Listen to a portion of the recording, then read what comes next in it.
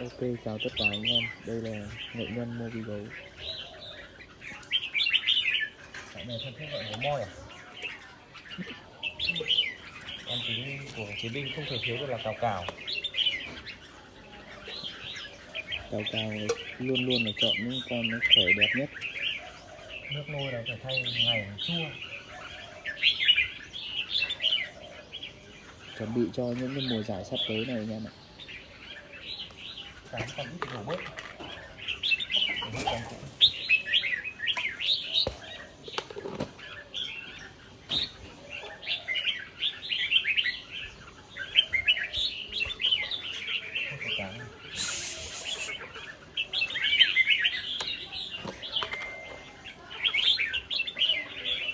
Để mà chăn được những chiến binh đá xe thì anh ấy chăn rất là kỹ. Đá xe cả. Đá xe đạp điện à? Chuẩn bị vươn tới những cái giải đấu lớn. Osaka đấy. Cào cái con sau cùng.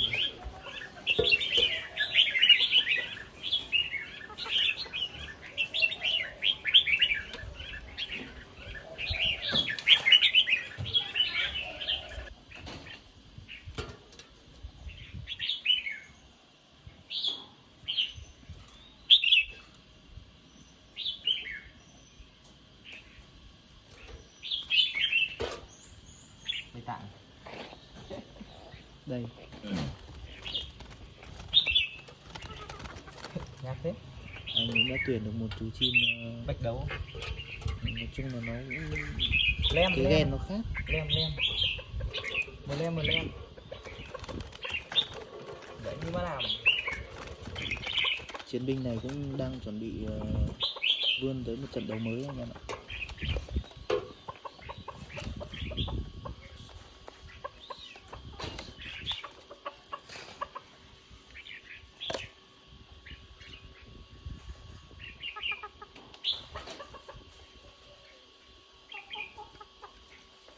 Kibo. Toàn những chú chim hòa bình, toàn những chú chim rừng núi thôi.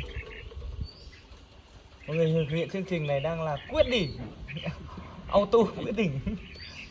Nhà cung cấp gì? Cào cào à? Chuyên cung cấp cào cào anh em ạ. Đây, nết đi chung kết đây rồi.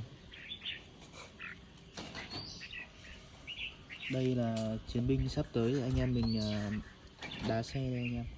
Ôi, bức rồi, bức đã nhổ đuôi rồi này. Hiện giờ đang rất là căng.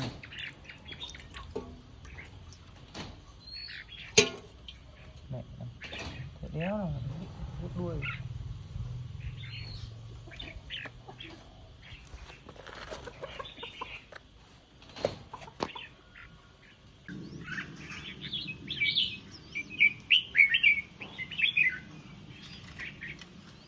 Hết Lano rồi không chế này. Hết số tinh. Quay đây, anh cắt cúc.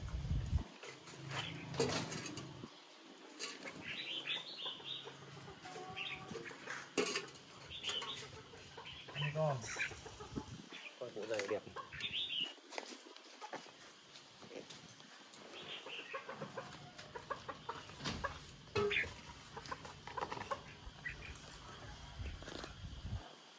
Cho nước một lượt xong lại đi ăn cào cào một lượt. Kinh khủng. Đi lại đâu? Đây là chiến binh lạnh lùng anh em nhé. Chuyên đi săn những con bổi thật hay để về phục vụ cho anh em.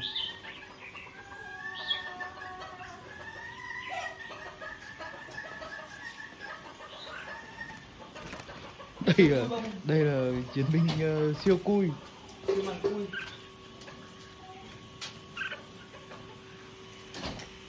Chiến binh đầu hói thì không nói đến thôi. Đây có siêu cui nữa.